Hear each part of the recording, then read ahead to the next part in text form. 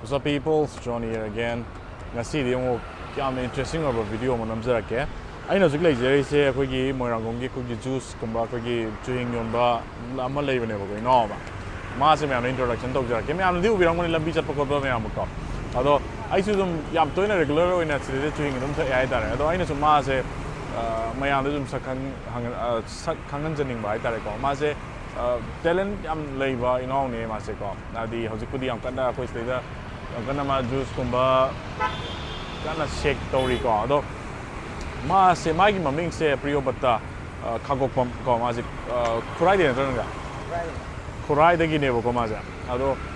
yam mong ta no ma se khoi gi Ehool khoi gi web series ama yam maming yam chat pa khoi gi YouTube to ha gi puto Ehool web series ki season 2 ai tare ko season 2 gi official song se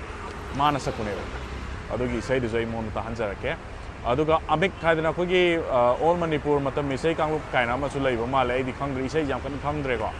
adugi da 2022 da makoi no competition num sen ma le che gudengi adu da su ahan ba position ta gi 2022 da adu ma je am tina talented le na mo le me Priyobarta se adu ma gi Instagram jo pb Sarang ha le ne ko ai to thon jara ke adu yam talented ba artist ni ma je ko adu me am follow to sen view ꯑꯩꯈꯣꯏꯒꯤ ꯄ꯭ꯔꯥꯛꯇꯤꯁꯤꯡꯁꯨ ꯑꯩꯈꯣꯏ ꯌꯣꯛꯈꯠꯃꯤꯟꯅꯁꯦ ꯍꯥꯏꯇꯥꯔꯦꯀꯣ ꯑꯗꯣ ꯃꯥꯗꯤ ꯏꯁꯩ ꯑꯃ ꯁꯛꯍꯟꯒꯦ ꯑꯃꯗꯅ ꯁꯣꯔꯣꯛꯁꯤꯗ ꯂꯝꯕꯤꯗ ꯁꯛꯍꯟꯒꯦꯀꯣ ꯑꯗꯣ ꯃꯌꯥꯝ ꯇꯥꯃꯤꯟꯅꯁꯦ ꯀꯃꯥꯏꯅ ꯇꯧꯒꯦ Ehool 2ꯒꯤ ꯏꯁꯩꯗꯣ ꯍꯥꯟꯅ ꯇꯥꯍꯜꯂꯛꯀꯦ ꯌꯦꯡꯉꯣꯀꯣ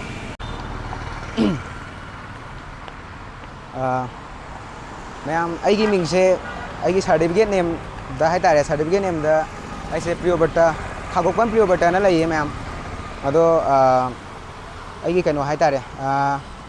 ꯁꯣꯔꯠ ꯅꯦꯝꯁꯤꯅ PB Sarangꯅ ꯂꯩꯕꯅꯦ ꯃꯌꯥꯝ ꯑꯗꯨꯝ ꯍꯥꯟꯅ ꯑꯩꯁꯦ ꯐꯦꯁꯕꯨꯛꯇ ꯏꯟꯁꯇꯥꯒ꯭ꯔꯥꯝꯗ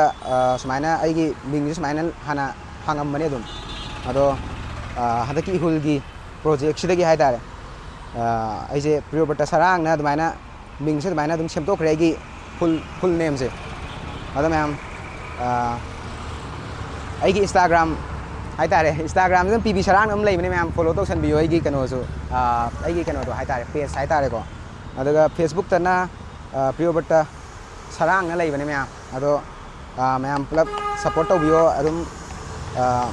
Priyobarta Sarangna ꯂꯩꯕꯅꯦ ꯑꯗꯨꯝ ꯐꯣꯂꯣ ꯇꯧꯁꯟꯕꯤꯌꯣ ꯑꯩꯒꯤ ꯆꯦꯅꯦꯜꯗꯣ ꯑꯗꯨꯝ ꯑꯩꯁꯨ ꯑꯩꯒꯤ ꯁꯪꯉꯀꯥꯟꯗ ꯍꯥꯏꯇꯥꯔꯦ ꯑꯗꯨꯝ ꯑꯅꯝꯕ ꯃꯇꯝꯗ ꯑꯗꯨꯝ ꯁꯪꯅꯕꯁꯨ ꯍꯣꯠꯅꯖꯔꯛꯀꯦ ꯑꯗꯨꯒ ꯑꯩ ꯂꯥꯏꯚ ꯁ꯭ꯇ꯭ꯔꯤꯃꯤꯡ ꯍꯥꯏꯇꯥꯔꯦꯀꯣ ꯃꯌꯥꯝ ꯑꯗꯨꯝ ꯃꯌꯥꯝꯗ ꯇꯧꯅꯕ ꯑꯗꯨꯝ ꯍꯣꯠꯅꯖꯔꯛꯀꯦ ꯏꯁꯩꯒꯤ ꯑꯣꯏꯅ ꯑꯗꯣ ꯏꯁꯩꯁꯦ ꯃꯌꯥꯝ ꯑꯩꯒꯤ Ehool season 2ꯒꯤ ꯏꯁꯩꯁꯦ ꯑꯩꯒꯤ ꯏꯌꯥꯝꯕ ꯃꯤꯡ ꯑꯣꯏꯅ ꯄꯟꯖꯔꯕꯗ ꯑꯩꯒꯤ ꯏꯌꯥꯝꯕ ꯇꯦꯟꯖꯤꯡ ꯍꯥꯏꯇꯥꯔꯦ ꯇꯦꯟꯖꯤꯡ ꯈꯨꯃꯟ ꯃꯌꯥꯝꯅꯗꯤ ꯍꯦꯟꯅ ꯈꯪꯕꯤꯔꯕꯅꯦ ꯏꯌꯥꯝꯕꯁꯦ ꯖꯤꯡ ꯈꯨꯃꯟꯅ ꯂꯩꯕꯅꯦ ꯑꯗꯣ ꯏꯌꯥꯝꯕꯁꯤꯅ ꯇꯧꯔꯀꯥꯟꯗ ꯃꯥꯒ ꯇꯥꯟꯅꯔꯀꯥꯟꯗ ꯍꯥꯏꯇꯥꯔꯦ ꯏꯁꯩꯁꯦ ꯁꯨꯃꯥꯏꯅ Ehoolꯗ ꯍꯥꯞꯄꯁꯤ ꯈꯣꯠꯂꯁꯤ ꯏꯅꯥꯎ ꯁꯨꯃꯥꯏꯅ ꯑꯩꯈꯣꯏꯒꯤ ꯄ꯭ꯔꯣꯖꯦꯛꯁꯤꯗ ꯆꯥꯟꯅꯒꯗꯧꯕ ꯑꯃ ꯂꯩꯔꯦ ꯈꯣꯠꯂꯦꯅ ꯑꯗꯨꯃꯥꯏꯅ ꯇꯧꯕꯗꯒꯤ ꯑꯗꯨꯃꯥꯏꯅ ꯍꯥꯞꯈꯤꯕꯅꯦ ꯏꯁꯩꯁꯦ ꯑꯗꯨꯝ ꯌꯥꯝ ꯃꯌꯥꯝꯅꯁꯨ ꯄꯕ꯭ꯂꯤꯛꯀꯤꯁꯨ ꯑꯗꯨꯝ ꯐꯤꯗꯕꯦꯛ ꯐꯖꯅ ꯂꯥꯛꯑꯦ ꯍꯥꯏꯗꯤ ꯏꯁꯩꯗꯣ ꯑꯗꯨꯝ ꯑꯩꯒꯤ ꯊꯃꯣꯏꯅ ꯄꯦꯜꯂꯦ ꯍꯥꯏꯇꯥꯔꯦ ꯃꯌꯥꯝꯒꯤ ꯁꯞꯄꯣꯔꯠꯇꯣ ꯑꯗꯣ ꯃꯌꯥꯝ ꯑꯗꯨꯝ ꯏꯁꯩꯗꯨꯁꯨ ꯂꯥꯡꯇꯛꯅꯔ ꯊꯃꯣꯏꯅ ꯂꯩꯕꯅꯦ Ehool ꯀꯩꯅꯣꯗ ꯃꯣꯏꯒꯤ Dream Stand Production ꯆꯦꯅꯦꯜꯗꯀꯣ ꯑꯗꯣ ꯃꯌꯥꯝ ꯁꯞꯄꯣꯔꯠ ꯇꯧꯁꯟꯕꯤꯌꯣ ꯂꯥꯏꯛ ꯀꯃꯦꯟ ꯁꯤꯌꯔ ꯑꯗꯨꯝ ꯇꯧꯕꯤꯔꯝꯃꯣ ꯃꯌꯥꯝ ꯑꯗꯣ ꯏꯁꯩ ꯃꯇꯦꯛ ꯑꯃꯇꯪ ꯑꯩ ꯈꯔ ꯇꯝꯖꯔꯛꯀꯦ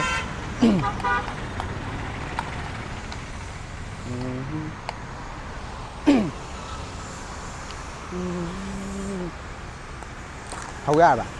ꯍꯧꯖꯔꯛꯑꯦꯀꯣ ꯂꯥꯡꯇꯛꯅꯔ ꯊꯃꯣꯏꯅ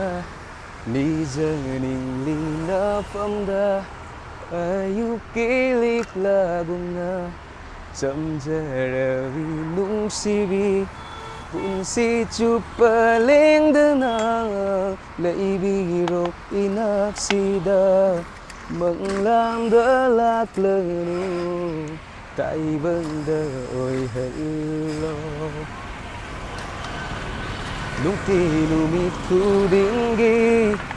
ꯅꯪꯒꯤ ꯈꯣꯡꯊꯥꯡ ꯈꯨꯗꯤꯡꯗ ꯁꯣꯏꯗꯅꯕ ꯇꯥꯏꯕꯪ ꯃꯄꯨꯗ ꯅꯤꯖꯕ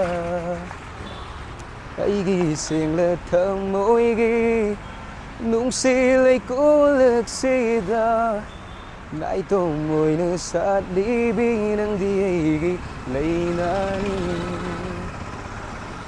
Thank you ma'am. Matik sedang khudol tamjirage ma'am warok bibiyade. Adum tanda char kan dai full adum tawjirake ma'am. Ma'am. Ai isai am tanga ai khudol tamjage ma'am. Isai je Azik lan ka pachatpi ba yamba jing adagi now marumpang jing da haitare ai dedicate tawjage isai se. Kang lei ima nung sibi ima gilaman sing lagi Mikap thoglo kang lei cha thau boi bơ na khoi bu khom lên mikap thoglo ro tum khul ta de lei de no Yek na lang goi chân ri ngai ima gilaman sing lam ko ri hai hai ri ra ri ri ri ri ri ri hai ra ri hai hai ri ra ri ri ri ri hai ra lan gi lan bung yai re re hui thâu la bơ chi khen le lai ren la bơ yao le mi cơ thok lo thâu ba lấy mai cho lời bạc se yek na bagi khen na thal hallo lời ama ching du na